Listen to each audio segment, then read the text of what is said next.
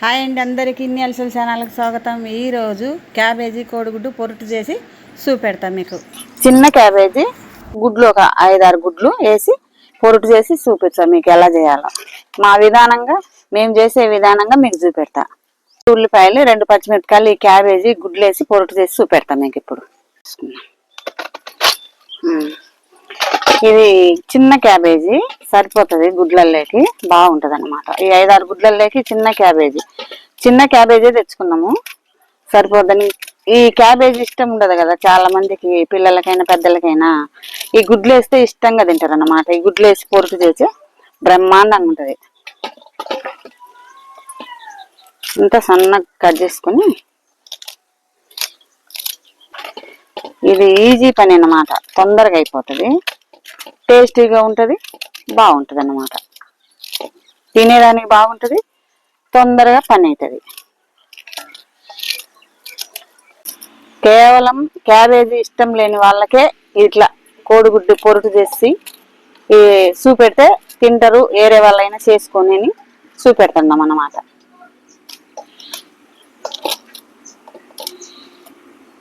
Friends, అంత సన్నగా cut చేసి పెట్టుకున్నాం కదా, ఇప్పుడు పచ్చిమిరపకాయలు కూడా కోసుకుందాం.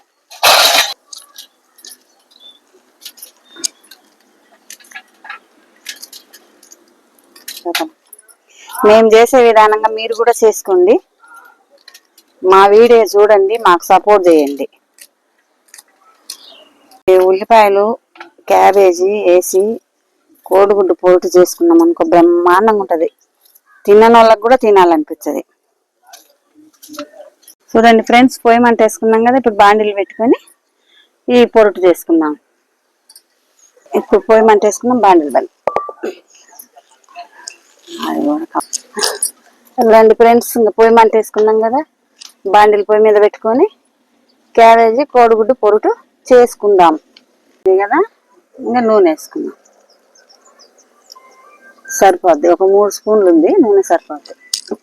కోడిగుడ్డు క్యాబేజీ కదా, ఒక స్పూన్ నూనె ఎక్కువే పడుతుంది అన్నమాట. నూనె వేడైంది కదా, ఇక ఉల్లిపాయలు వేసుకుందాం. ఇక 2 పచ్చిమిర్చి వేసుకున్నాం కదా, ఇవి కూడా వేసుకుందాం.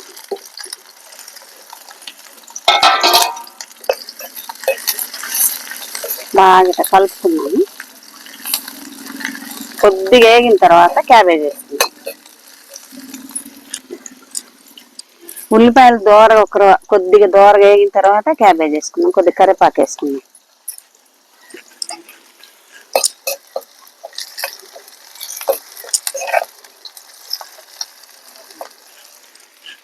వేగితే సరిపోద్ది, ఎందుకంటే మళ్ళీ క్యాబేజీ వేగేటానికి ఉల్లిపాయలు నల్లగా వేగిపోతాయి అన్నమాట.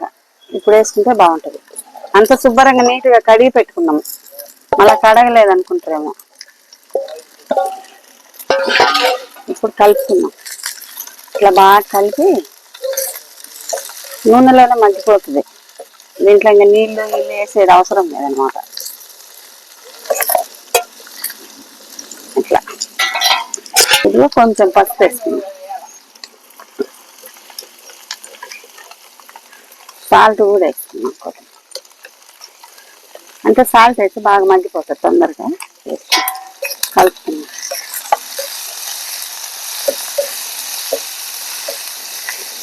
తొందరగా మగ్గిపోతుంది నూనెలో.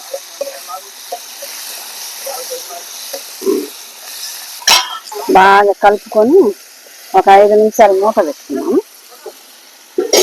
మగ్గిపోతుంది బాగా.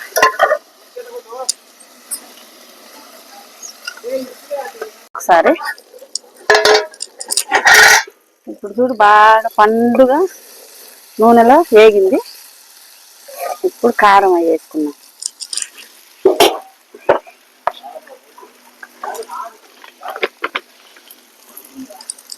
ఇది 2 స్పూన్లు వేసుకున్నాం, సరిపోద్ది.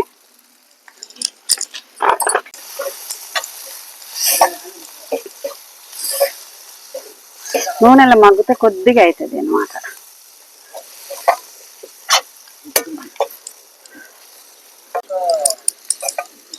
ఇప్పుడు గుడ్లు కొట్టేసుకున్నాం.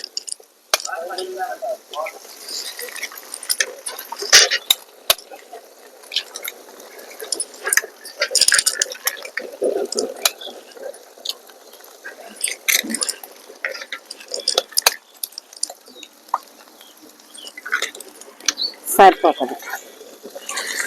కావాలంటే ఇంకా 2-3 గుడ్లైనా వేసుకోవచ్చు, సరిపోతుంది. ఈ ఈ క్యాబేజీకి, ఈ ఉల్లిపాయలకు, ఈ గుడ్లకు సరిపోతుంది అనమాట.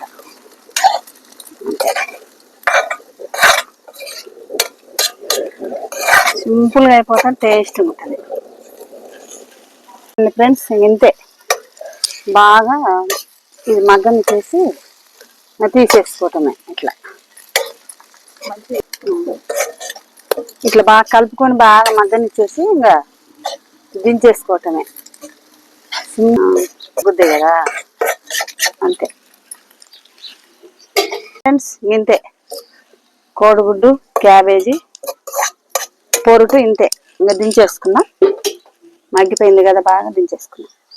ఇదిగో చపాతీ లేకైనా, అన్నం లేకైనా, దేంట్లోకైనా సూపర్గా ఉంటుంది క్యాబేజీ కోడిగుడ్డు పొరుటు. మా క్యాబేజీ కోడిగుడ్డు పొరుటు మీకు నచ్చితే లైక్ చేయండి, షేర్ చేయండి, సబ్స్క్రైబ్ చేయండి.